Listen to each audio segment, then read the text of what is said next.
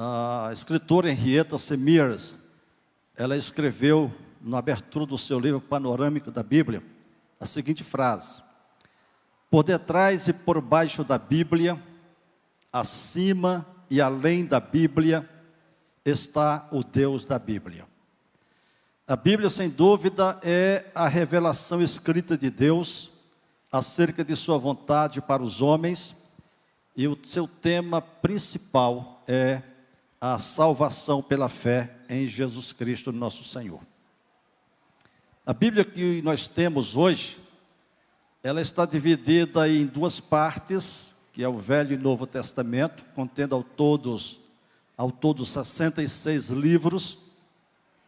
E esta Bíblia, ela foi escrita em 3 idiomas. O Antigo Testamento, ele foi escrito na língua hebraica, mas alguns poucos textos foram escritos na língua aramaica, enquanto que o Novo Testamento, ele foi escrito todo em grego. Quem escreveu a Bíblia e quanto tempo levou para que a Bíblia ficasse completa do jeito que nós a temos? Bom, a Bíblia, ela foi escrita por cerca de 40 autores diferentes. Entre eles nós temos reis, príncipes, poetas, filósofos, profetas, estadistas, médicos, boiadeiros e também pescadores. E a Bíblia levou cerca de 1.600 anos para ser concluída, para estar como nós a temos hoje aí em nossa mão. Foi-me feito um desafio de trazer hoje um estudo panorâmico da Bíblia. O que é uma visão panorâmica? Aí nós já entramos aí na apostila, que vocês já têm em mãos. Visão panorâmica é a visão que oferece a totalidade de uma paisagem apreciada pelo seu espectador. É equivalente a você, por exemplo, subir no pico de uma montanha bem alta, para de lá ter uma visão privilegiada de toda a paisagem que está à sua volta. Então, quando nós falamos de visão panorâmica da Bíblia, nós definimos isso como uma visão ampliada de todo o livro, constituindo-se dessa forma como uma porta para novas experiências e perspectivas em relação ao conhecimento, e isso de forma muito segura, porque ter uma visão ampliada das Escrituras, ou de um assunto, nos permite maior proximidade com a sua verdade. Então, devido ao tempo muito curto que nós temos aqui, para fazermos esse estudo panorâmico da Bíblia, nós iremos adotar, quando possível, uma análise em bloco dos livros, tendo sempre o cuidado de não perder o foco das informações mais essenciais para as nossas vidas. Amém? A gente não vai poder entrar em muitos detalhes, nós vamos dar apenas um panorama, uma visão ampla do assunto de cada livro, para a gente, ao estudarmos a palavra, a gente ter uma visão do que cada livro trata, do assunto que cada livro traz para nós.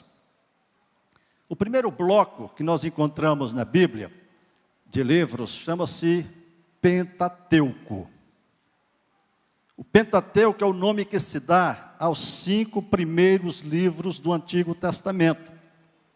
O nome quer dizer 5 rolos, ou os 5 rolos de pergaminhos, ou ainda os 5 rolos de papiro, em que os livros foram escritos. Na Bíblia hebraica, esses livros são chamados de Torá. E essa palavra Torá significa, geralmente, traduzida por lei, mas também ela tem o significado de ensinamento e de instrução.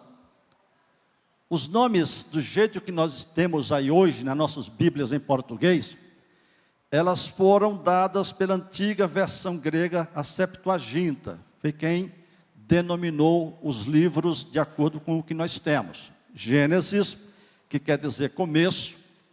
Êxodo, que significa saída. Levítico, que é aquilo que é relativo aos levitas. Números, numa referência aos 2 censos feitos por Moisés, Números, e Deuteronômio, que é a segunda lei. Quanto à autoria desses livros, segundo a tradição judaica e também segundo a tradição cristã, esses livros são de autoria de Moisés. Eles são chamados de os livros de Moisés. Uma visão panorâmica de Pentateuco, nós podemos dizer que o Pentateuco ele traz uma coleção variada e complexa de histórias e personagens notáveis, ao mesmo tempo que inclui muitas genealogias e também coleções extensas de mandamentos e leis. A história, ela começa com a criação do universo e da humanidade e vai até a morte de Moisés. Esses livros, eles cobrem mais ou menos 1.200 anos de história ou de interpretação espiritual da história. O primeiro livro da Bíblia é Gênesis, começo. E Gênesis, nos primeiros 11 capítulos, o capítulo 1, o capítulo 11, relata o começo de tudo, exceto o de Deus, é claro. Então, nos primeiros 11 capítulos, nós temos o começo do mundo, capítulo 1, o começo da raça humana, o começo do pecado, o começo da promessa da redenção, o começo da vida familiar, da civilização humana e o começo da existência das nações do mundo. Na segunda parte do livro de Gênesis, nós temos o registro da história dos patriarcas, que vai do capítulo 12 até o capítulo de número 50. E 4 grandes personagens se destacam nesse cenário. Nós temos Abraão, que a sua história está registrada no capítulo 12 ao capítulo 23. E o chamado de Abraão é o eixo sobre o qual girará a sequência da obra da própria história. Abraão é o maior exemplo de fé e confiança em Deus que nós temos na Bíblia. Por isso, o apóstolo Paulo vai identificá-lo lá no livro de Romanos, no capítulo 4, como o pai da fé, ou o pai de todos aqueles que creem em Cristo. O segundo personagem de Gênesis que se destaca é Isaac. E a história de Isaac está registrada no capítulo 24 ao capítulo 28, até o versículo 9. E ao olharmos para a vida de Isaac, veremos nele um servo de Deus que procurou obedecer ao Senhor em tudo. Sem dúvida, Isaac é um expoente de submissão à vontade de Deus. E com a história de Isaac, nós aprendemos que colocar a vontade de Deus acima de tudo é o dever de todo aquele que crê em Jesus Cristo como Senhor e Salvador da sua vida. O terceiro personagem que Gênesis nos traz é Jacó. E Jacó, a sua história está no capítulo 28 ao capítulo 36 do livro de Gênesis. E em Jacó nós temos um exemplo de um caráter restaurado. Então, na vida de Jacó, Deus demonstra seu amor delicado, sistemático e preciso de transformar um ser humano egoísta, avarento e arrogante num servo generoso e pacífico. Então, na vida de Jacó, nós podemos compreender bem o que o apóstolo Paulo quis dizer lá na segunda carta aos Coríntios 5:17, que aquele que está em Cristo, nova criação é. As coisas velhas ficaram para trás, e eis que tudo se faz novo. E o outro personagem do livro de Gênesis que se destaca é José. A sua história está registrada no capítulo 37 ao 50. José, sem dúvida, é uma impressionante figura do próprio Messias, do nosso Senhor Jesus Cristo. E o que é que aprendemos com a história desse servo de Deus? Aprendemos, sobretudo, a questão da fidelidade. Ele nos mostra que não importa como e onde, uma pessoa realmente fiel a Deus abençoa todos à sua volta com suas atitudes e com suas honestidades. Outra grande lição que José nos dá é a capacidade de sonhar. Com José aprendemos que o sofrimento, não importa a sua origem, ele pode desenvolver em nós um caráter firme e santo para a glória de Jesus. Em seguida nós temos os livros de Êxodo e Números. Êxodo e Números, ele contam a história da longa jornada israelita, desde o Egito até o Monte Sinai. Êxodo registra os acontecimentos mais importantes da história do povo de Israel, que vai da sua libertação do Egito, onde eles eram escravos, até o seu desenvolvimento e organização como nação livre. Lá no Monte Sinai, Deus deu leis a esse povo para que eles pudessem obedecer. E ali também no Monte Sinai, o Senhor fez com eles uma aliança. E o termo principal dessa aliança é que Deus seria o Deus deles e eles seriam o seu povo. Em Gênesis nós podemos encontrar 4 grandes lições para as nossas vidas. Primeiro, aliás, em Êxodo deixa bem claro que Deus é o Salvador. Ele é o Deus que salva o seu povo. A segunda mensagem de Êxodo é: Deus é santo. A santidade de Deus é a sua maneira de ser. Isso quer dizer que Ele é separado de tudo que é pecaminoso, tudo que é imperfeito. A terceira grande mensagem que nós extraímos de Êxodo é que o povo de Deus também é um povo santo. Deus diz aos israelitas o seguinte: vocês são um povo separado somente para mim e me servirão como sacerdotes. É importante destacarmos aqui que mais tarde, na sua primeira carta, no capítulo 2, versículo de número 9, o apóstolo Pedro, ele vai aplicar esse princípio à igreja, onde ele vai dizer que nós somos o povo santo do Senhor, o povo eleito, a nação santa de Deus.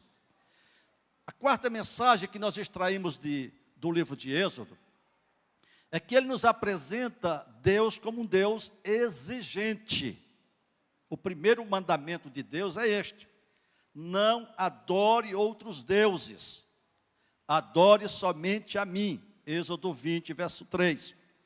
E outra vez ele diz: não adorem nenhum outro Deus, pois eu, o Senhor, me chamo Deus exigente, e exijo que vocês adorem somente a mim. Isso está lá em Êxodo 34, verso 14. O livro de Levítico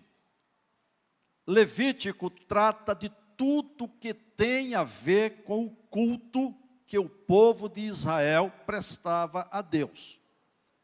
Em Levítico nós temos ensinamentos sobre onde e quando as ofertas e os sacrifícios deveriam ser oferecidos a Deus. Quais os animais que podiam ser sacrificados. Em Levítico nós temos um conjunto de leis que regem a vida e os serviços dos sacerdotes e mandamentos para o grande sacerdote e também para os levitas. Encontramos ali leis a respeito da pureza e da impureza dos rituais, leis sobre o que é sagrado e sobre o que é profano, e leis sobre as diversas festas religiosas que Israel praticava. Por último, nós temos o livro de Deuteronômio. Deuteronômio é a repetição da lei de Deus para a nova geração de Israel. Quando a gente lê o livro de Levítico, e a gente chega para ler o livro de Deuteronômio, a gente tem a ideia de estar lendo o mesmo livro, né? Por quê? Porque a nova geração de Israel, porque a velha geração tinha morrido toda no deserto, né? Irmãos lembram? Então a nova geração de Israel estava prestes a entrar na terra prometida. E então, Moisés recapitulou a lei e renovou o concerto de Deus com Israel. E ele faz isto por meio de 3 grandes discursos, que foram, claro, inspirados pelo Espírito Santo. No primeiro discurso, Moisés ele recontou a história e o fracasso de Israel desde o Monte Sinai e conclamou a nova geração a temer a Deus e a obedecer-lhe incondicionalmente. No segundo discurso, Moisés, ele recapitulou e focalizou muitas leis do concerto, que tratavam de assuntos como a observância do sábado, a questão do culto, a questão dos pobres, as festas sagradas anuais, questões sobre a herança e os direitos de propriedade, abordou também a questão da imoralidade sexual e da administração da justiça. Isso está no capítulo 4 ao capítulo 26, esses temas. No terceiro discurso, Moisés profetizou bênçãos e maldições que viriam sobre os israelitas conforme sua obediência ou desobediência ao Senhor. Se eles obedecessem às leis, as bênçãos de Deus viriam sobre eles. Se eles desobedecessem, as maldições os alcançariam. Nós temos agora o segundo bloco de livros da Bíblia, que nós chamamos de livros históricos. Os livros históricos do Antigo Testamento são ao todo 12. Josué, Juízes, Ruth, 1 e 2 Samuel, 1 e 2 Reis, 1 e 2 Crônicas, Esdras, Neemias e Esther. Estes livros são históricos porque eles narram a história do povo de Israel desde a conquista da nova terra, a conquista de Canaã, e por alguns séculos posteriores. O período cobre aproximadamente 1000 anos de história de Israel. Vai entre o ano 1405 até o ano 405 a.C. Vai de Moisés até Esdras, o mestre da lei. O primeiro livro histórico que nós temos é o livro de Josué. A autoria deste livro é dada a Josué e também a Finéias. O seu propósito é mostrar a história da conquista da terra prometida. O livro pode ser dividido em 3 partes bem distintas. No capítulo 1 ao capítulo 5, nós temos a história da chegada do povo na terra prometida. Josué, sucessor de Moisés, lidera a nação de Israel para entrar na terra de Canaã. E ao cruzar o rio Jordão, já na nova terra, eles renovam o compromisso com Deus. E a grande lição que nós podemos tirar aqui para nós é que, ao vivermos a vida cristã, nós precisamos também atravessar o caminho da vida antiga para a nova vida. Devemos também abandonar nossos desejos egoístas e tomarmos posse de tudo que Deus planejou para nós. A segunda parte do livro de Josué trata da conquista da terra prometida. Após entrarem na terra prometida, Josué liderou a nação de Israel em batalhas difíceis. Ele teve de lutar contra inimigos mais poderosos do que eles e mais numerosos do que eles. Mas, pela fé, eles avançaram e conquistaram o que o Senhor havia lhes prometido. Josué, como um grande estrategista, ele entendeu que não poderia atacar a terra de uma vez só. Então ele foi por parte. Primeiro momento ele batalhou contra os reis que estavam no centro da terra e conquistou. Depois ele vai para o sul e também conquista aquela terra, domina e conquista os reis que ali existiam. E por último, ele avança sobre os reinos do norte e assim ele toma posse de toda a terra que Deus havia prometido para eles. Então, dessa forma, Josué e o seu exército, eles limparam a terra de sua maldade, destruíram a idolatria e conquistaram o que Deus lhes havia dado por promessa. A parte final do livro trata da distribuição da terra prometida. Após eles terem conquistado toda a terra, Josué agora ele senta e divide o território para as 9 tribos e meia, porque as outras 2 tribos e meia já tinham recebido a sua herança ainda com Moisés, antes de Moisés morrer. E o livro termina com o principal discurso de Josué, que é aquele que nós mais citamos nas nossas pregações, principalmente quando estamos falando sobre família, né? Quando Josué, diante de toda a nação de Israel, ele exorta o povo a escolher o Deus a quem eles queriam servir. Se aos deuses da além do rio, uma referência ao Egito, ou se aos deuses da terra onde eles estavam. Contudo, Josué afirma: eu e a minha casa serviremos ao Senhor. Depois vem os livros de Juízes. A autoria desse livro é dada por alguns a Samuel. A história desse livro se passa no período que vai desde a conquista da terra de Canaã até o começo da monarquia em Israel. É um período de aproximadamente 180 anos de história. Nesse tempo, surgiram os juízes, que eram principalmente chefes militares. Mas alguns deles se destacaram também e resolviam as questões legais entre o povo. A história do livro pode ser dividida em 3 partes, para a gente entender melhor.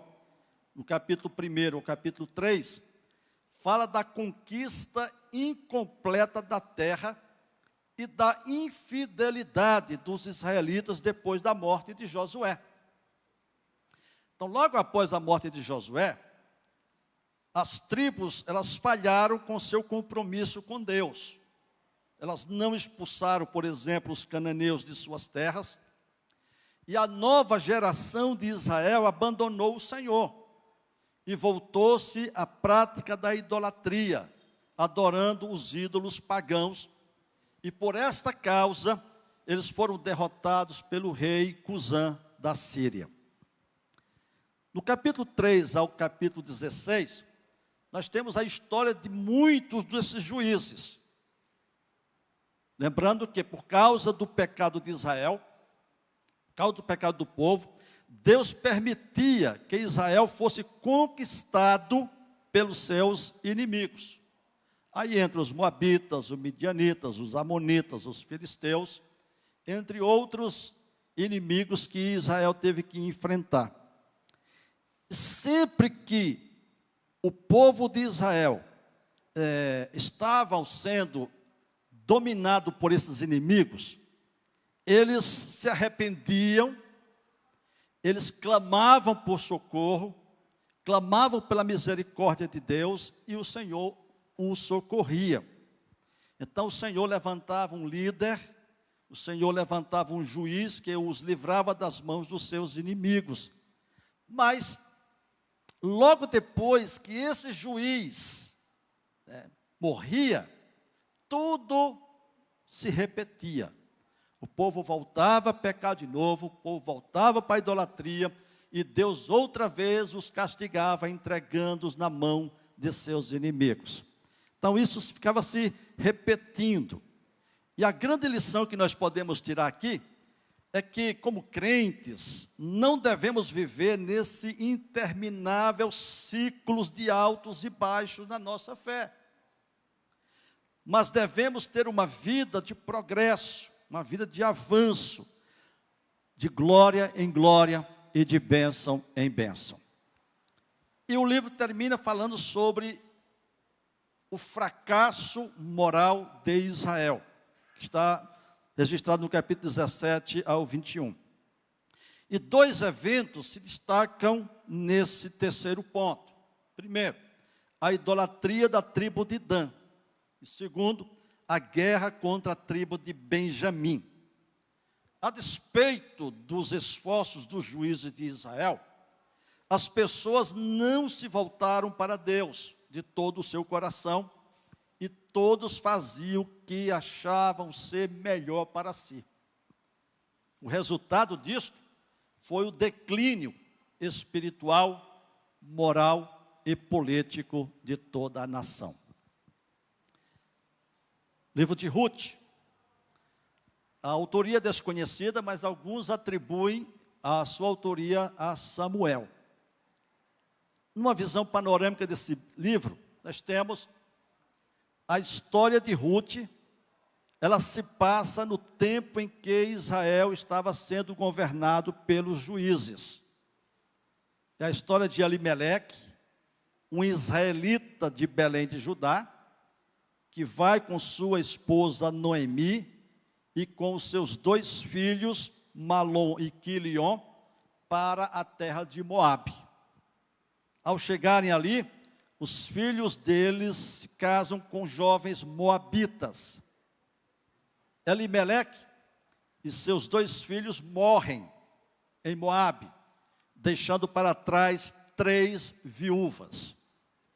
Noemi, ela ouve que Deus está abençoando Israel, e ela decide então voltar para Belém. E Ruth, viúva de Malom, foi com ela, demonstrando grande estima pela sogra e profunda devoção ao Deus de Israel. Depois de algum tempo, Ruth casa-se com Boaz e com ele tem um filho, Obed, né? Qualquer semelhança com o nosso pastor, né, é mera coincidência, né? E Obed, ele foi avô paterno do rei Davi. O que é que nós podemos aprender do livro de Ruth? Nós podemos aprender 5 lições preciosas. Primeiro, fidelidade. A fidelidade de Ruth para com Noemi é um grande exemplo de amor e lealdade. A vida de Ruth foi guiada pela fidelidade a Deus. Generosidade. Ruth demonstrou grande generosidade a Noemi, e em troca, Deus revelou sua misericórdia para com Ruth. A terceira grande lição que nós aprendemos nesse livro é integridade. Ruth demonstrou grande caráter moral, mediante sua lealdade a Noemi, ao romper com os costumes de sua terra e ao trabalhar duro nos campos de cevada para mantê-la. A quarta lição nós tiramos de Ruth: proteção. Vemos o cuidado e a proteção de Deus sobre as vidas de Noemi e Ruth. E aqui aprendemos que não importa quão devastadora possa ser a nossa presente situação, nossa esperança deve estar em Deus, pois os seus recursos são infinitos. Amém? Quinta lição que nós aprendemos em Ruth: prosperidade. Ruth e Noemi chegaram em Belém como pobres viúvas, mas logo se tornaram prósperas. Ruth casou-se com Boaz e se tornaram bisavós do rei Davi. Em seguida nós temos os livros de 1º e 2º Samuel. A autoria desses livros é acreditada a Samuel, Natã e Agade. Esses livros contam a história do povo de Israel a partir da conquista da terra de Canaã no século 12 a.C. e vai até a destruição de Jerusalém pelos babilônios no ano 586 a.C. O livro de 1 Samuel, ele registra a transição do período dos juízes para o dos reis. Essa história da vida nacional do povo de Israel gira em torno de 3 grandes personagens, 3 personagens principais, que são eles: Samuel, o último dos juízes, Saul e Davi, os 2 primeiros reis de Israel. As histórias marcantes deste livro são a oração de Ana, no primeiro capítulo do primeiro livro de Samuel, que sem dúvida é uma das orações mais notáveis da Bíblia, e acho que é uma das histórias mais conhecidas por todos os cristãos. Segundo, nós temos a história da vida do sacerdote Eli e dos seus filhos, uma tragédia, né, no meio dessa família. E a terceira história, nós temos a história da trajetória da arca, que após ter sido capturada pelos filisteus e levado para a sua terra, a arca percorreu várias cidades da Filisteia e depois de Israel, sendo depois devolvida para Israel. E por último, nós temos a história mais conhecida, talvez uma das mais conhecidas de toda a Bíblia, tanto por aqueles que têm intimidade com a Bíblia, como com aqueles que não têm muita intimidade com ela, que é a célebre batalha de Davi contra Golias e os seus desdobramentos. 1º e 2º Reis, autoria desconhecida, mas alguns acreditam que foi Jeremias quem escreveu, junto com seu auxiliar Baruque. 1º e 2º Reis foram escritos como um só livro. A Septuaginta, a mais antiga tradução da Bíblia hebraica para o grego, foi quem dividiu esse livro em 2. Os livros dos reis começam com a morte do rei Davi, mais ou menos no ano 970 a.C., e vai até a destruição de Jerusalém pela Babilônia no ano 586 a.C. 1º Reis é a continuação da história que começa em 1 Samuel. Davi, o maior dos reis de Israel, está bem velho, e antes da sua morte, ele unge Salomão como rei, como seu sucessor sobre a nação de Israel, e Salomão governa por um período de 40 anos. Com a morte de Salomão, Roboão, seu filho, ele assume o trono de Israel, e aí acontece uma revolta na nação, que dividiu Israel em 2 países. Aí nós temos o reino do norte, que é também chamado de Israel, cuja capital era Samaria, e que era governado por Jeroboão. E nós temos o reino do sul, também conhecido como Judá, cuja capital era Jerusalém, e que ficou governada por Roboão. Então, os livros dos reis são um registro das histórias a partir dessa divisão. É, pois, a história dos diversos reis que governaram tanto Israel como Judá. Mas a mensagem central dos dois livros é o seguinte: primeiro, enfatizar que o Senhor é Deus, Ele é soberano e é Ele que manda em tudo e em todos, mesmo nas nações e reis pagãos. Segundo, Ele castiga Ele castiga os maus e abençoa os bons. O livro deixa muito claro que tudo o que acontece é da vontade dEle. E em terceiro lugar, declarar que foi por causa da ira do Senhor que Israel foi levado para o cativeiro assírio.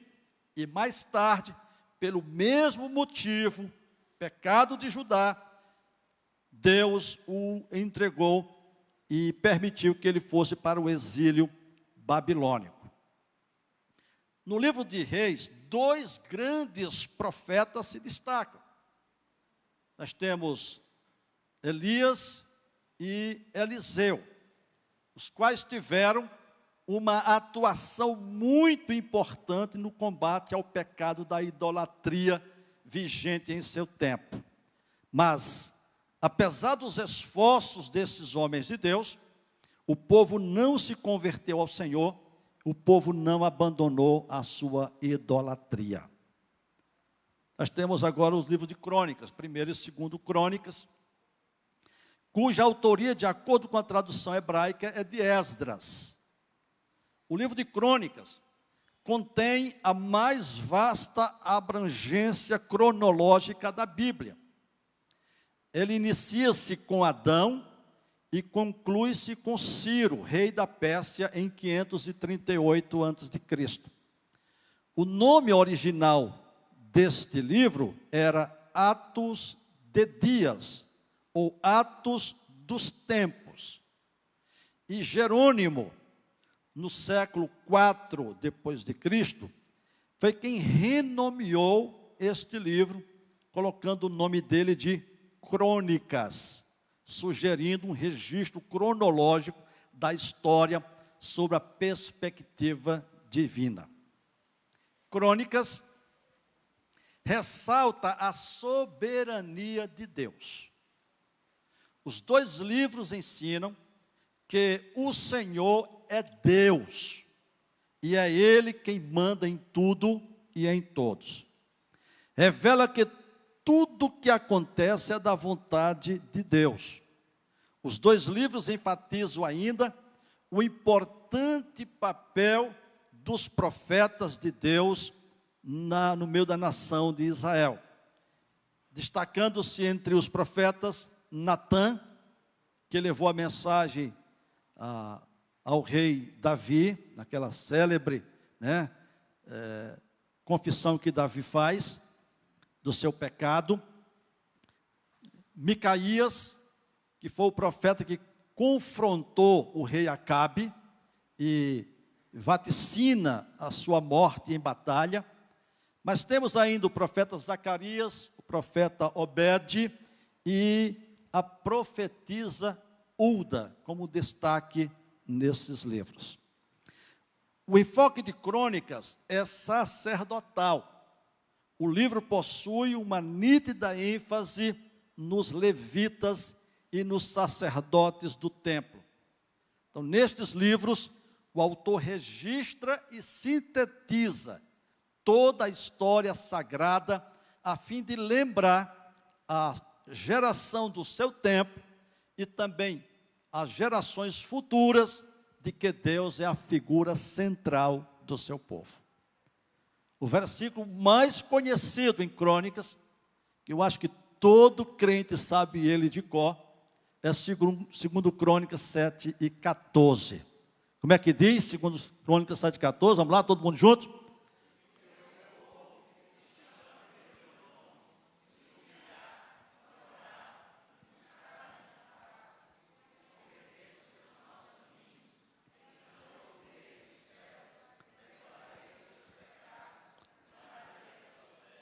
Acho que todo crente sabe esse versículo de cor, né? É uma promessa grandiosa de Deus, né? E ele ressalta a soberania de Deus, e esse livro possui enfoque, né, no seu final, onde ele convoca toda a nação de Israel a se voltar para Deus, a prestar ao Senhor um culto e viver uma vida de santificação.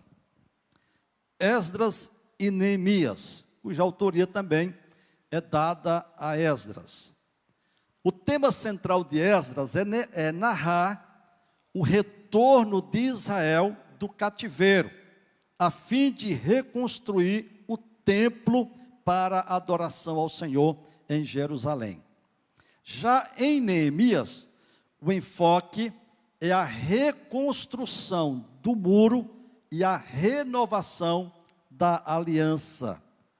O livro de Esdras conta a história do retorno da primeira leva dos judeus que estavam escravizados na Babilônia e voltaram para Jerusalém para reconstruir o templo e restaurar o culto e a adoração ao Senhor em Jerusalém. Isso aconteceu por volta do ano 515 antes de Cristo. Então, Esdras, ele conta essa história em três fases. Primeiro, obedecendo ao decreto do rei Ciro, um grupo de exilados, ele voltou da Babilônia para Jerusalém. Está no capítulo 1 e 2. Segundo, a história da reconstrução e da reinauguração do templo. O retorno ao culto de Deus é restabelecido em Jerusalém. Mas logo depois disto, Esdras ele retorna para a Babilônia. E aí vem a terceira parte do livro, que se dá 60 anos depois, quando Esdras retorna a Jerusalém, liderando outro grupo de judeus, e desta vez ele vem para reorganizar a vida religiosa, a vida social do povo israelita, para preservar a integridade do povo de Deus. O livro de Neemias, ele registra nos seus 7 capítulos iniciais, uma série de coisas que o próprio Neemias fez. Como, por exemplo, a reconstrução dos muros de Jerusalém. Também ali temos um registro da sua luta contra os inimigos, que tentaram de tudo para impedir a continuidade da obra. Depois, temos a luta de Neemias no combate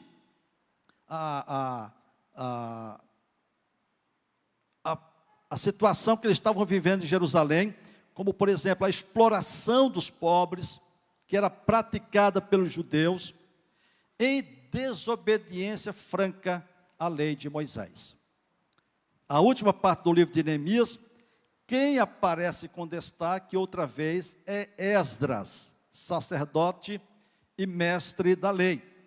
Este, em praça pública, faz leitura da lei, no capítulo 8, e o povo arrependido faz confissão dos seus pecados, no capítulo 9, e então a aliança com Deus é renovada no capítulo 9 e no capítulo 10. Livro de Esther é o último livro histórico. O livro conta a história de Hadassa, isto é, Esté, a moça judia que se tornou rainha ao se casar com Xerxes, rei da Pérsia. O objetivo do livro é narrar o livramento que o povo judeu recebeu do Senhor no período entre 483 ao ano 473 a.C., quando foram perseguidos pelos agagitas. A principal história do livro é a trama de Amã, primeiro-ministro do reino, que elaborou um plano para exterminar todos os judeus.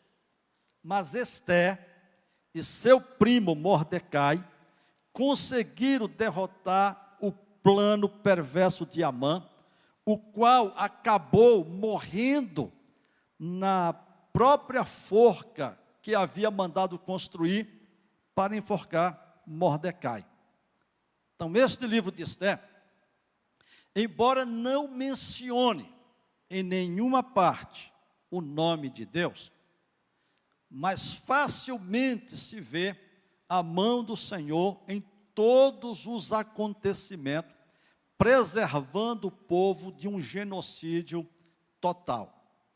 A grande mensagem deste livro é que o povo de Deus, ele não pode ser destruído, nem mesmo pelos inimigos mais poderosos do mundo.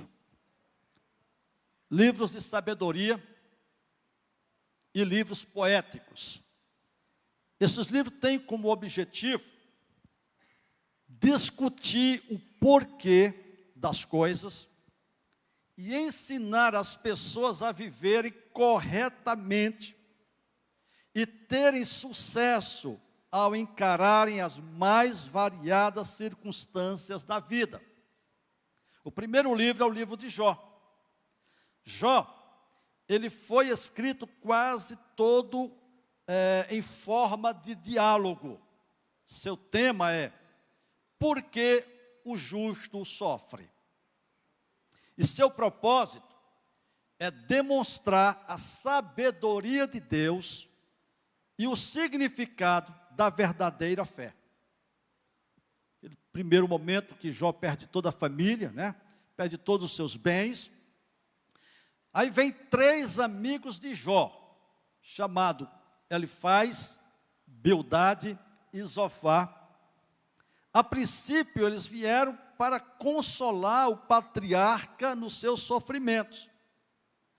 Mas ao contrário disso, eles passaram a questionar a integridade do homem de Deus. Através de um grande debate, eles tentaram convencer Jó de que o motivo do seu sofrimento eram seus pecados. Com isso em mente, eles tentaram persuadir Jó a confessar os seus pecados e a arrepender-se, a confessar os seus pecados, abandonando-os, para que o Senhor pudesse interferir e livrá-lo daquele sofrimento. Então, com isso em mente, tentaram de todas as formas atacar Jó. Eles defendiam Deus e atacavam Jó. Mas o fato é que os 3 amigos estavam errados, porque o sofrimento nem sempre é resultado do pecado pessoal. E aqui nós aprendemos uma grande lição que, como líderes, nós temos que absorver na nossa vida, nos nossos relacionamentos, no nosso pastoreio, que nós nem sempre devemos acrescentar o sofrimento da culpa à dor de ninguém. Essa é a grande lição. Segundo, nós temos o livro de Salmos, né? O livro de Salmos são uma coletânea de orações que eram cantadas nas reuniões de adoração na tenda da presença de Deus e no templo de Jerusalém. Os Salmos, eles tratam das revelações a respeito de Deus. Os Salmos falam também da criação do universo e de tudo que nele existe. Fala da raça humana, fala do pecado e fala do mal. Trata da justiça e da santidade, da adoração e do louvor, da oração e do juízo. Alude a Deus de modo ricamente variado, como fortaleza, rocha, escudo, pastor, guerreiro, criador, rei, juiz, redentor, sustentador, aquele que cura, aquele que vinga os seus santos, aquele que coloca no trono e tira do trono a quem quer. Então, nos Salmos, Deus também expressa amor, ira, compaixão. Ele é revelado como sendo onipresente, onisciente, onipotente. Nos Salmos, além disso, temos também a descrição do povo de Deus, também de várias maneiras, como a menina dos olhos de Deus, ovelhas do seu pastoreio, santos, retos, justos, o qual ele livrou do lamaçal escorregadio do pecado e pôs os seus pés na rocha, dando-lhes um cântico novo. Depois nós temos o livro dos Provérbios. Provérbios é composto de ditados. Esses ditados estão classificados em 3 tipos. Primeiro, nós temos os provérbios de declaração, nos quais se afirmam simplesmente fatos e verdades. Por exemplo, a resposta delicada acalma o furor, mas a palavra dura aumenta a ira ou a raiva. Para ser sábio, é preciso temer a Deus, o Senhor. Ou na outra versão que diz assim: o temor do Senhor é o princípio do conhecimento. Em segundo, nós temos os provérbios de aconselhamentos. São vários. Citamos apenas um aqui, porque o nosso tempo é curto. Por exemplo, Provérbios 1 e 8. Meu filho, escute o que o seu pai ensina e preste atenção ao que a sua mãe diz. E no terceiro bloco de provérbios, nós temos os provérbios temáticos. Alguns provérbios são agrupados para falar sobre determinados assuntos. Aí nós temos conselhos aos moços, sabedoria, ele fala dos perigos do adultério, problemas com o alcoolismo, a preguiça e detalha a questão da esposa ideal. O livro de Eclesiastes. Eclesiastes, ao contrário de Jó, é um monólogo. Quer dizer, é uma espécie de discurso em que o autor fala sobre as ilusões e desilusões da vida. E no final, ele aconselha os jovens a se voltarem para Deus. O livro tem como propósito poupar as pessoas da amargura de aprender pelo seu próprio sofrimento ou pela sua própria experiência, de que a vida longe de Deus não tem nenhum sentido. A grande lição em Eclesiastes é: uma vida humana que não centraliza seu prazer em Deus está destituída de propósito e sentido. Não é muito diferente da vida de qualquer animal. Salomão afirma que não há nada que possa produzir mais satisfação do que Deus. O livro contém as máximas e melhores reflexões filosóficas e teológicas de um homem vivido, cuja vida, na maior parte do tempo, não tivera sentido nem plena satisfação. Por quê?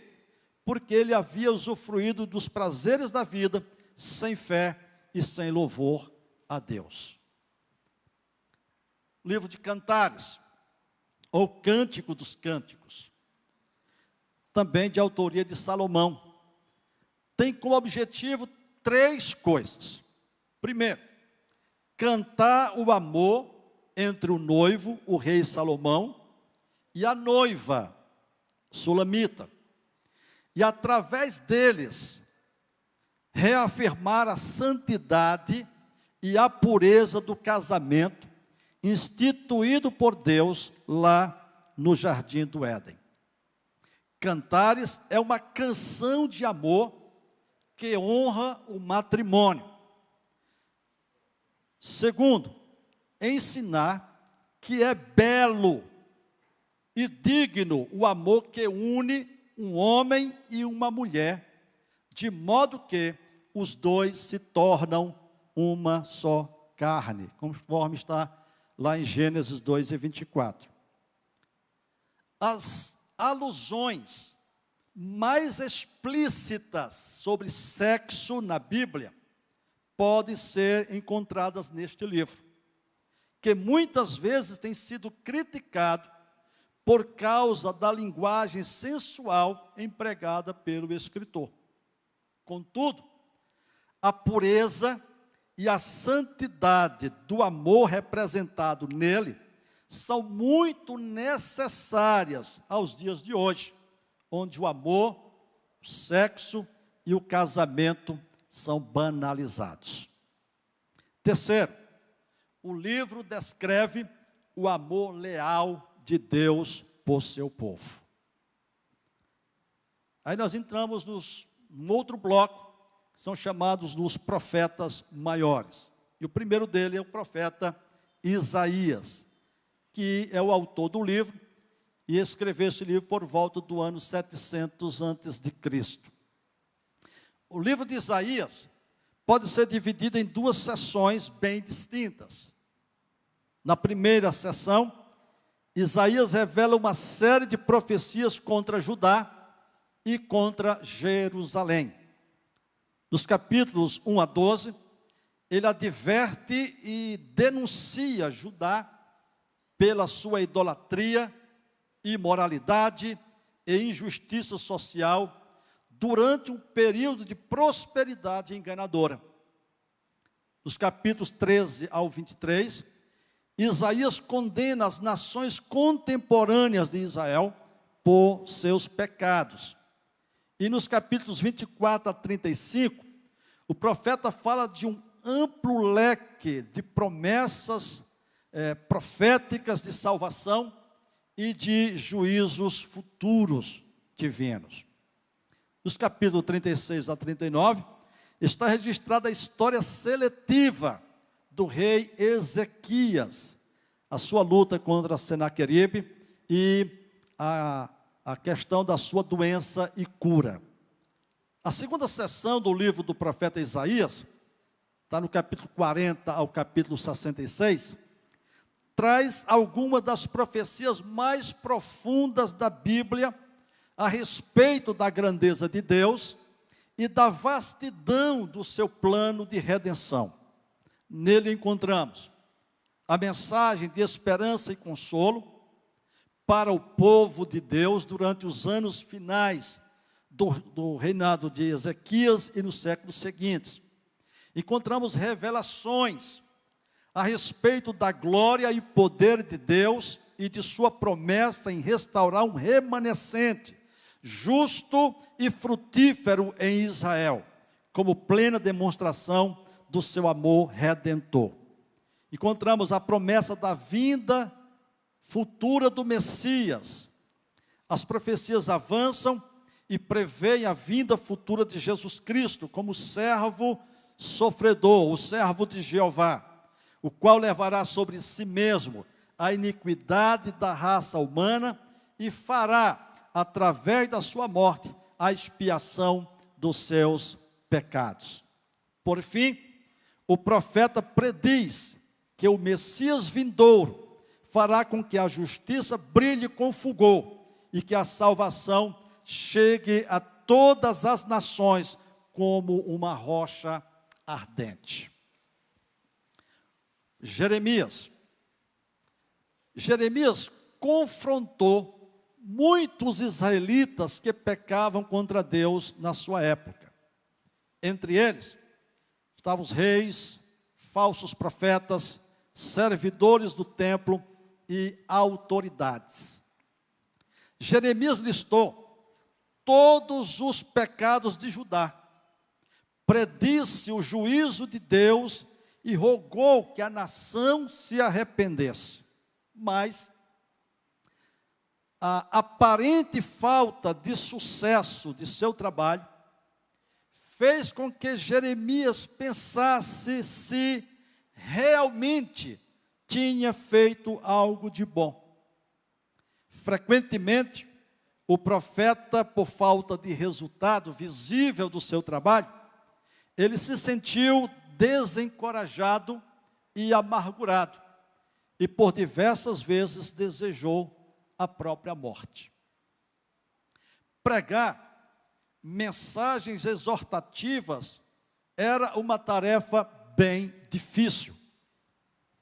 E se já era difícil na época do profeta Jeremias, o que diremos do nosso tempo? Mas nós, assim como Jeremias, temos a responsabilidade de pregar o arrependimento ao mundo perdido, na certeza absoluta de que os que se reconhecerem pecadores e buscarem o perdão de Deus em Cristo, eles serão salvos do juízo. Mas, se assim não procederem, serão eternamente condenados. Jeremias, ele, apesar de toda a sua luta, ele nunca transigiu a lei de Deus. Embora não visse os resultados de sua pregação, não negociou sua mensagem. Ele continuou anunciando que Deus é quem controla a história, tanto do povo de Israel, como de todas as outras nações. Ele continuou crendo que a palavra de Deus é poderosa para fazer todas as coisas conforme ela é dita. Ele continuou pregando que se o povo guardasse os termos da aliança, eles seriam abençoados. Mas, se fossem desobedientes, seriam castigados, mesmo sendo eles o povo de Deus. O profeta anunciou também que o exílio não era a palavra final de Deus para Israel. Ele prega finalmente sobre a esperança e restauração e afirma que Deus prometeu fazer uma nova aliança com o seu povo, para a glória de Deus.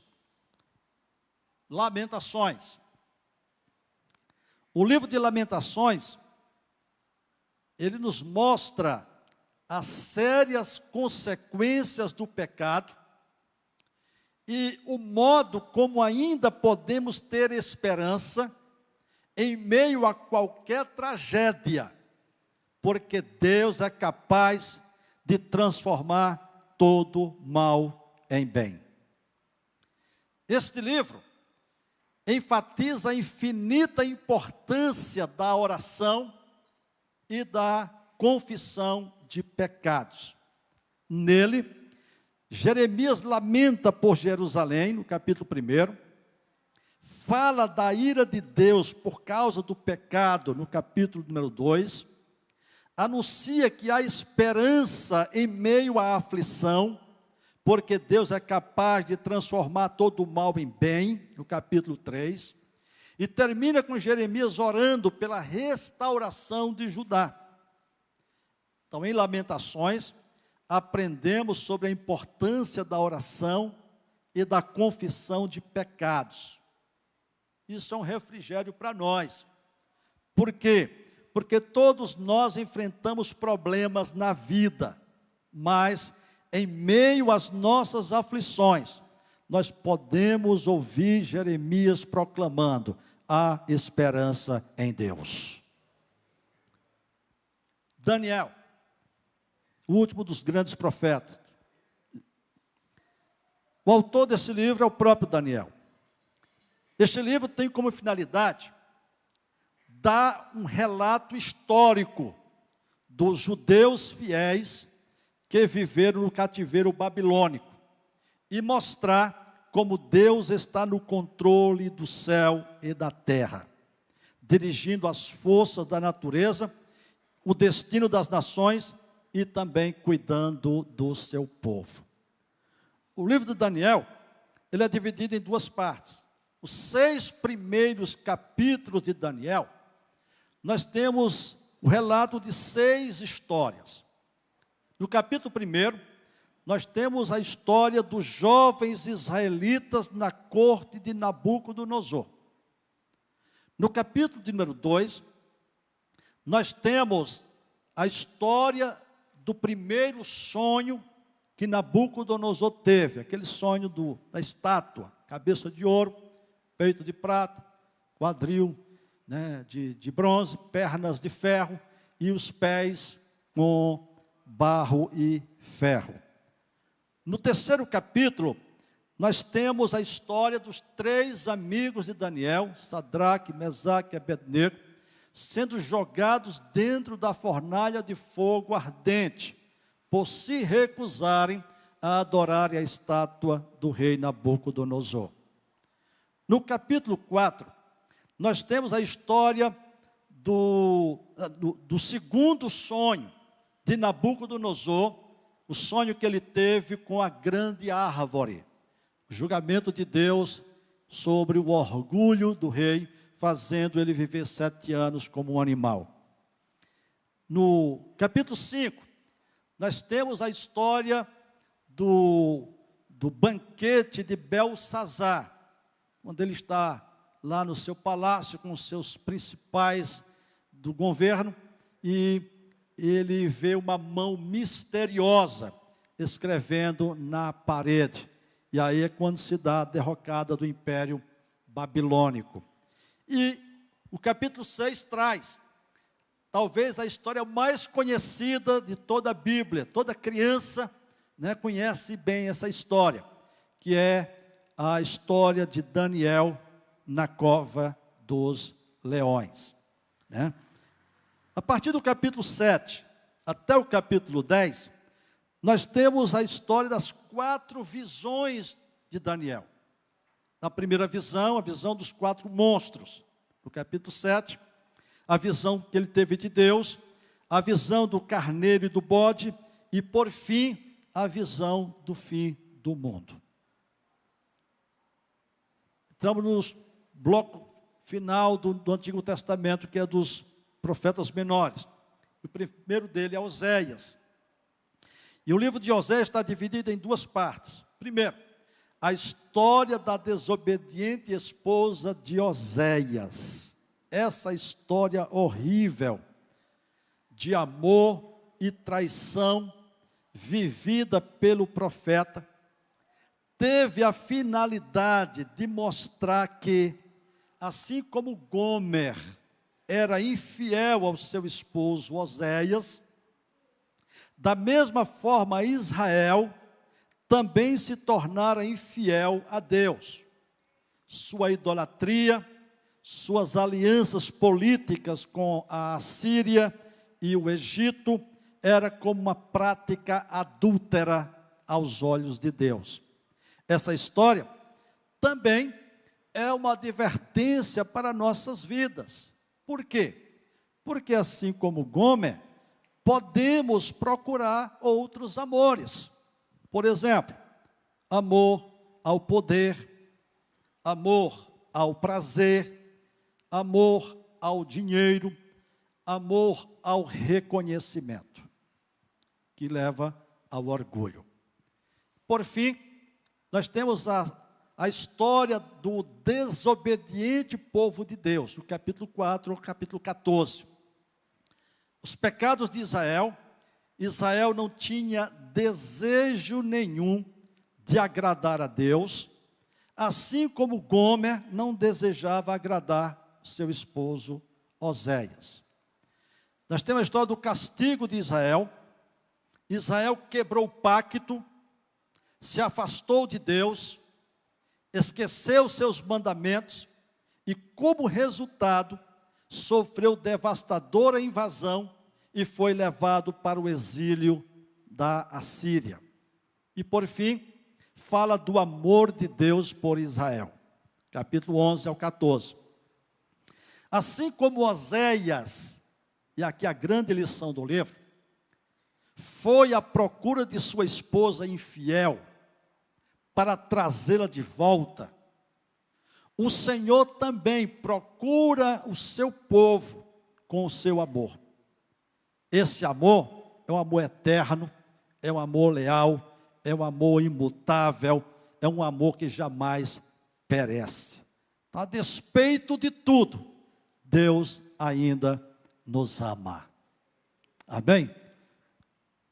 Joel, cujo autor é o próprio Joel, que é chamado profeta do avivamento religioso. A mensagem principal deste livro é: está chegando o dia do Senhor.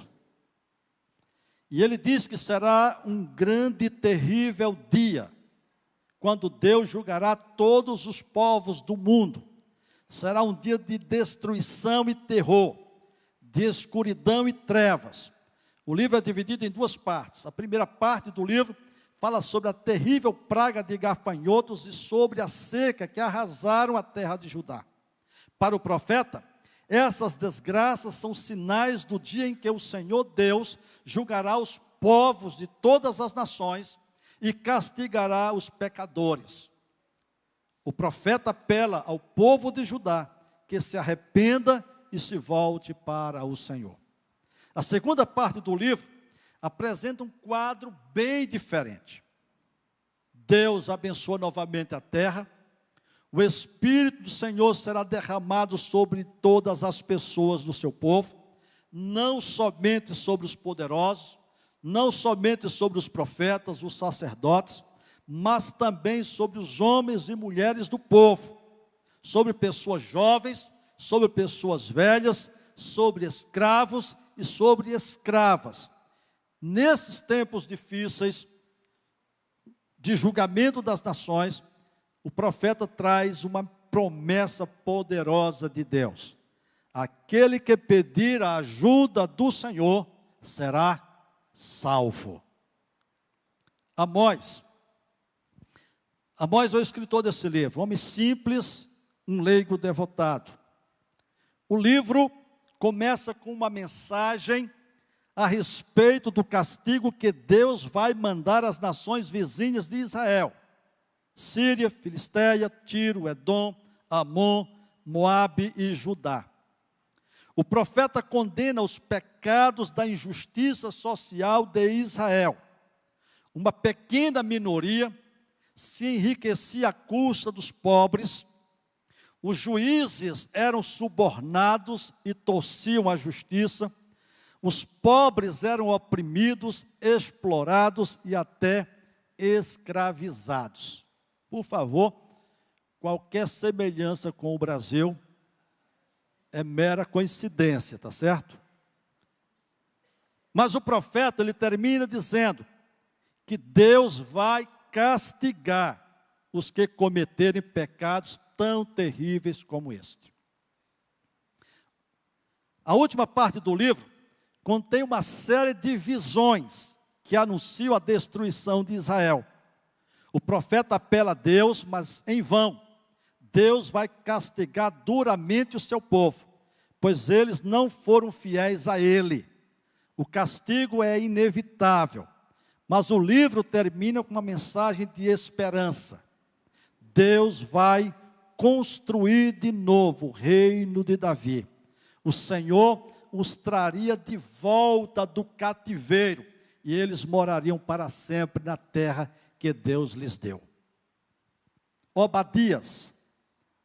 O livro descreve a consequência das antigas hostilidades entre Edom, descendente de Esaú, e Israel.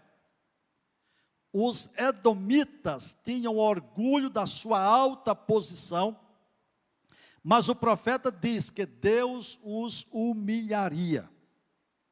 Obadias predisse que Deus destruiria Edom como castigo por ter se mantido indiferente enquanto a Babilônia invadia Judá. Por causa da sua traição, a terra de Edom seria devolvida a Judá no dia em que Deus corrigisse as injustiças cometidas contra o seu povo. Obadias fala, portanto, de dois assuntos: a destruição de Edom e a restauração de Israel. Jonas era o profeta relutante, que recebeu uma missão divina, que considerou desagradável de cumprir: pregar a salvação aos ninivitas. Tem todo um contexto por trás disto. Então, Jonas preferiu fugir, preferiu desobedecer ao seu chamado. Ao invés de ir para Nínive, pegou um navio para Tarsis. E por isso, ele sofreu as consequências. Capítulo 1 fala que ele foi engolido por um grande peixe. No segundo capítulo, temos que Jonas, arrependido, aparentemente arrependido, ele faz uma oração ao Senhor e promete, desta vez, obedecer ao chamado divino. O capítulo 3 fala do trabalho missionário na cidade de Nínive. Nós vemos um profeta destituído de amor, destituído de misericórdia, correndo como louco pela cidade, gritando para as pessoas que Deus vai destruí-los. Mas, apesar do desprezo do profeta pelo povo, houve uma impressionante resposta de fé dos ninivitas, que se arrependeram dos seus pecados e buscaram a misericórdia de Deus com jejuns e oração. No capítulo 4, revela uma mensagem absolutamente clara, de que a graça salvífica de Deus é tanto para os gentios como para os judeus, e que a misericórdia do Senhor não tem limites.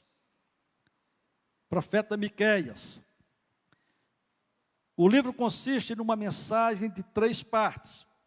Primeiro, o profeta recrimina Israel, Samaria e Judá, Jerusalém, pelos seus pecados específicos, que incluem idolatria, orgulho, opressão aos pobres, suborno entre os líderes, cobiça, avareza, imoralidade e a religião vazia e hipócrita.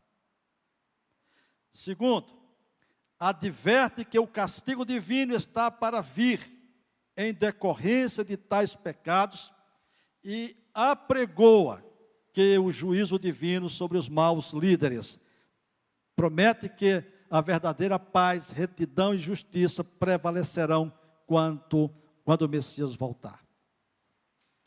Naum, o livro consiste numa série de 3 profecias distintas contra a Síria, especialmente contra Nínive, capital do Império Assírio.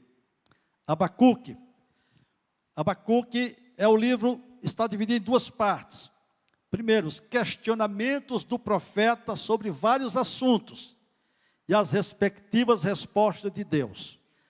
A célebre oração de Abacuque encerra este livro. O capítulo 1 e 2 registram as perguntas que Abacuque faz em perplexidade acerca dos caminhos de Deus. Por exemplo, como Deus pode permitir que a ímpia Judá fique sem castigo? A esta pergunta, Deus respondeu que usaria Babilônia para castigar Judá. Aí o profeta entra em parafuso. Ele pergunta: como Deus pode usar uma nação mais ímpia do que Judá como instrumento de juízo? E aí Deus responde: no devido tempo, também a Babilônia será julgada. E nós temos em Abacuque a sua célebre oração, no capítulo 3. Eu acho que todo crente também conhece essa oração, que diz assim: ainda que a figueira não floresça, nem haja fruto na vide, o produto da oliveira minta, e os currais e os campos não produzam alimento, as ovelhas da malhada sejam arrebatadas, e nos currais não haja vacas, todavia eu me alegrarei no Senhor, exultarei no Deus da minha salvação. Sofonias, fala sobre julgamento e o dia do Senhor. Na segunda parte do livro fala sobre a salvação e das bênçãos magníficas que virão para os gentios. Ageu, o livro contém 3 mensagens, cada uma delas introduzida pela frase, a palavra do Senhor. Na primeira mensagem, Ageu repreendeu os judeus repatriados por estarem tão interessados no embelezamento de suas próprias casas, enquanto a casa de Deus permanecia desolada. Na segunda mensagem, ele exorta os líderes a se mostrarem corajosos no seu trabalho, dizendo que a glória da segunda casa será maior do que a da primeira. E a última mensagem, ele convoca o povo para viver uma vida de santa obediência à promessa e promessa de prosperidade do Senhor. Zacarias, o livro também divide-se em 2 partes. Na primeira parte, do capítulo 1 a 8, relata as 8 visões e as profecias que Deus deu a Zacarias. E nos capítulos 9 ao 14, uma coleção de mensagens a respeito do rei escolhido por Deus e do dia do Senhor. São mensagens sobre o futuro rei que faria com que todas as nações vivessem em paz.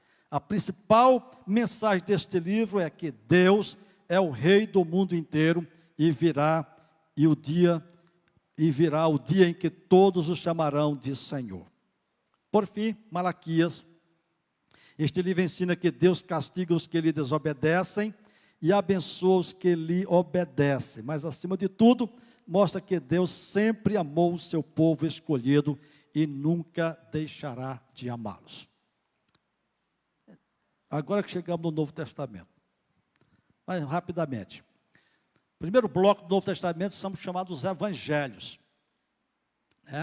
Os evangelhos são Mateus, Marcos, Lucas e João. E geralmente são chamados de 4 evangelhos. Mas, na verdade, eles são 4 relatos de um evangelho. Eles escreveram para povos diferentes, com perspectivas um pouco diferentes de Jesus Cristo. Por exemplo, Mateus, o evangelho de Mateus foi escrito para alcançar principalmente o público judeu.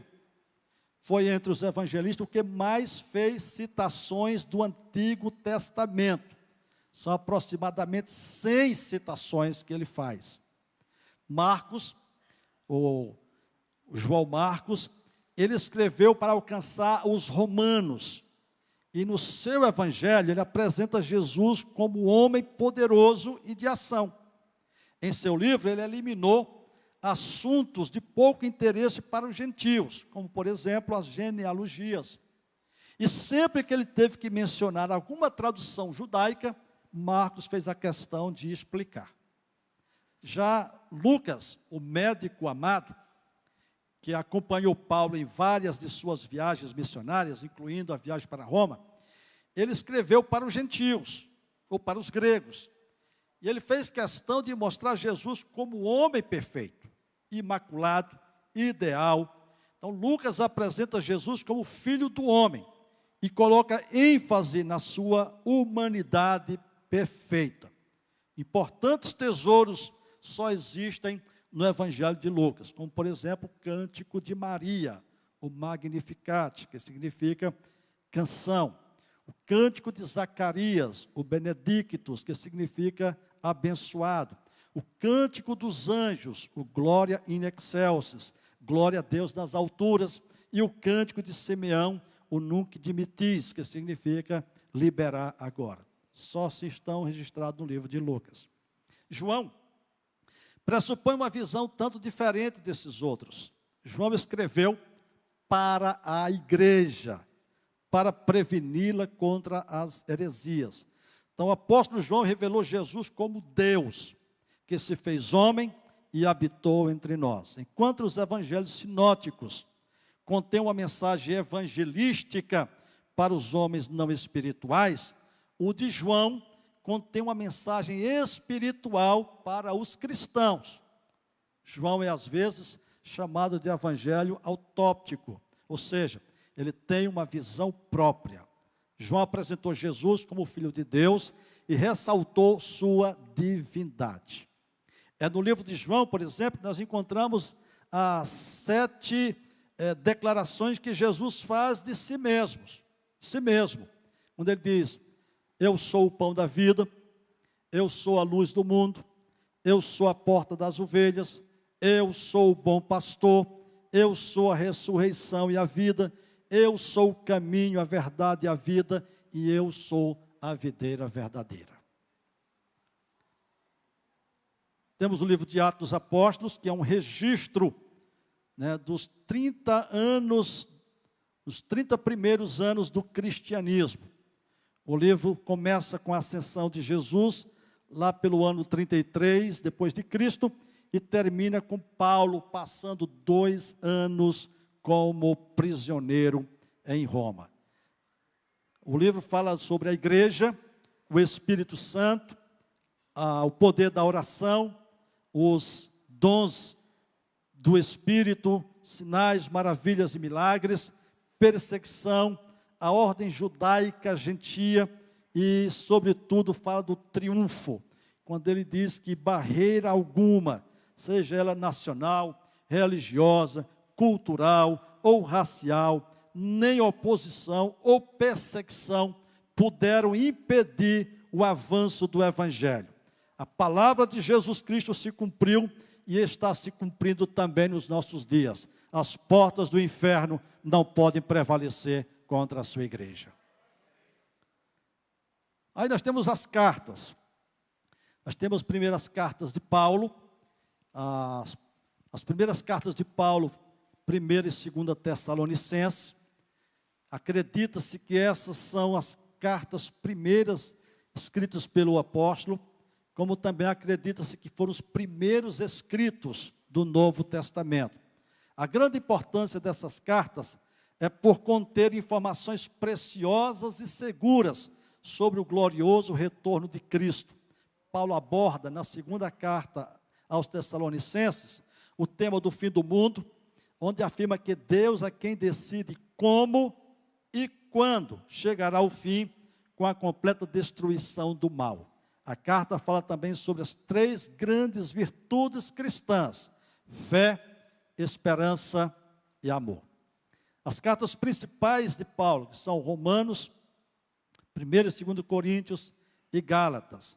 Essas cartas abordam importantes temas a despeito da obra redentora de Cristo. Romanos é a carta mais longa de Paulo e é considerada mais teológica. Trata da obra redentora de Cristo. Começa com uma profunda saudação e segue dando uma visão da humanidade não redimida. Contempla a degradação moral dos gentios e os pecados semelhantes dos judeus.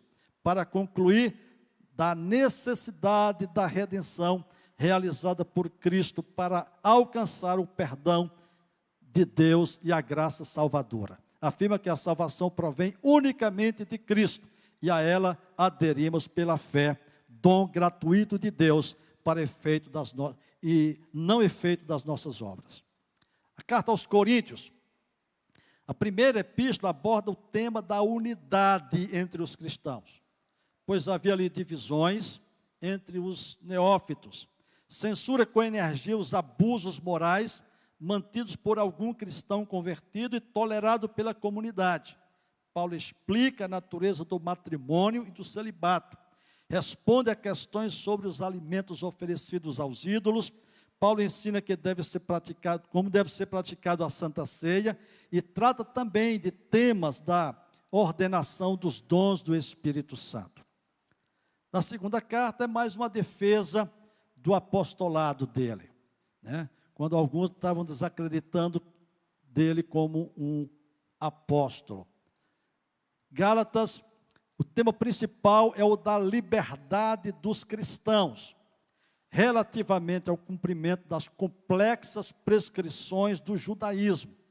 Alguns pensavam que era necessário a observância da lei de Moisés, e de suas tradições orais para a salvação.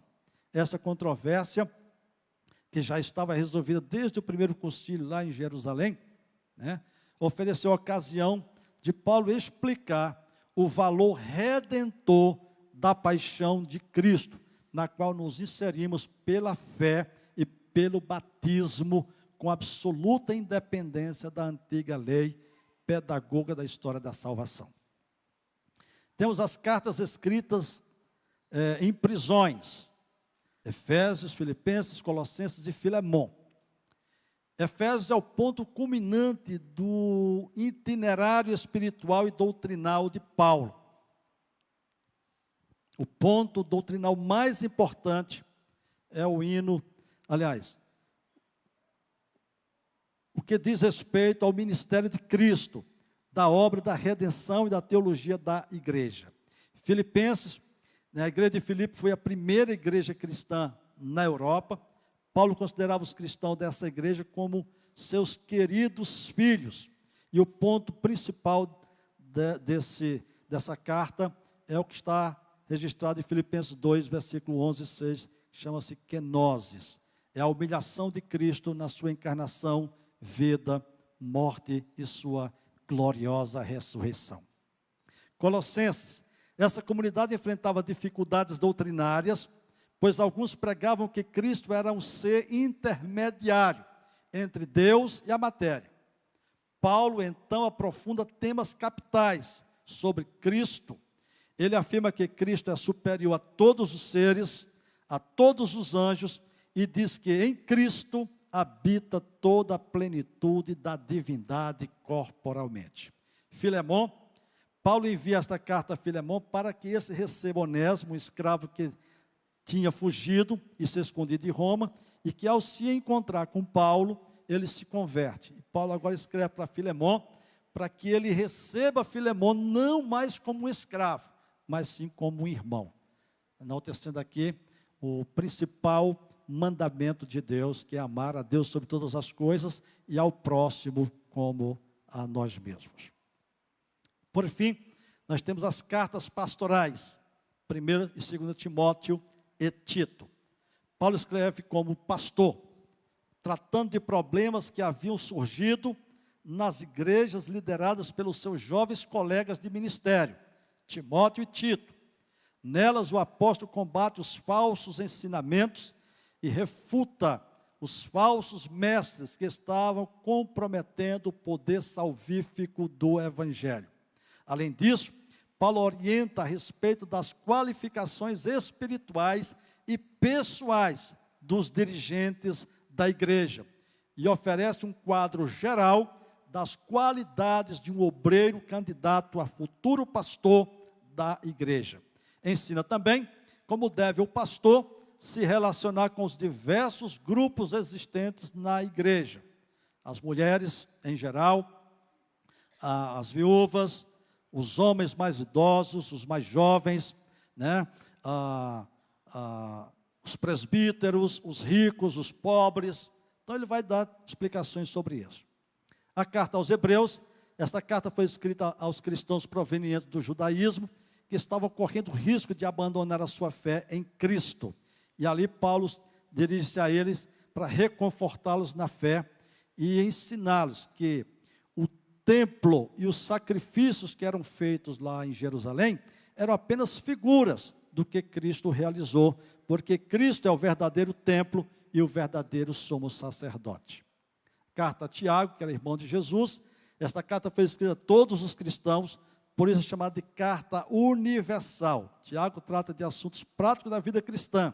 O autor fala sobre pobreza e riqueza, tentações, aflições, preconceitos, teoria e prática, o falar e o agir, questão de criticar, orgulho e humildade, paciência, oração e fé. Ele põe acima de tudo a necessidade de não somente crer, mas também agir. Cartas de Pedro, estas cartas dão um belo testemunho do grande privilégio do ser cristão em qualquer lugar, em qualquer época, em qualquer circunstância da vida. E as cartas de João, cujo objetivo é proteger a pureza dos ensinos de Jesus. E ele escreve a respeito das doutrinas cristãs e da conduta cristã. Na primeira epístola, o principal tema desta carta é o amor. O amor a Deus, o amor para com o próximo, o amor de Deus para conosco, o nosso amor para com Deus e o nosso amor para com o próximo. A segunda epístola de João nos incita a permanecermos na luz e termos cuidado com os enganadores. A carta é uma exortação para a defesa da fé cristã. Na terceira carta, é a mais prática de todas, e nela João trata de um problema de relacionamento que estava ocorrendo na igreja entre Gaio e Diótrefes, dois obreiros da igreja que estavam com problemas. João elogia Gaio, mas ao mesmo tempo ele reprime e exorta Diótrefes. Por fim, Judas, irmão do Senhor, a carta de Judas previne contra os falsos mestres e líderes que rejeitam o senhorio de Cristo, minam a fé dos outros e os levam à perdição. Apocalipse, para terminar, né?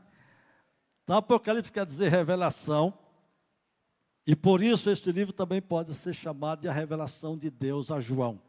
O livro foi escrito para ser mandado às 7 igrejas da Ásia Menor, e o autor João anima os seus leitores a continuarem fiéis ao Senhor Jesus Cristo, em tempos difíceis, em tempos de perseguições e em tempos de sofrimento. Então, depois das cartas endereçadas às 7 igrejas, João descreve as visões que ele teve. Elas mostram que as forças do mal não vencerão, pois a vitória pertence a Deus e a Jesus Cristo. E as pessoas que continuarem fiéis na fé, receberão o prêmio da vida eterna no novo céu, na nova terra, na nova cidade, na nova Jerusalém. A mensagem principal do livro é que Deus reina sobre o universo que Ele criou. Apesar de que as forças do mal, aparentemente, pareçam que estão levando a melhor nesta luta contra Deus. Entretanto, a lição principal do livro é simples e clara.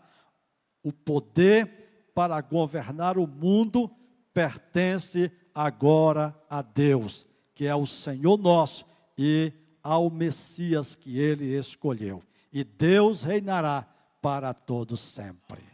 Amém? A Deus seja toda a glória. Deus abençoe em Cristo Jesus.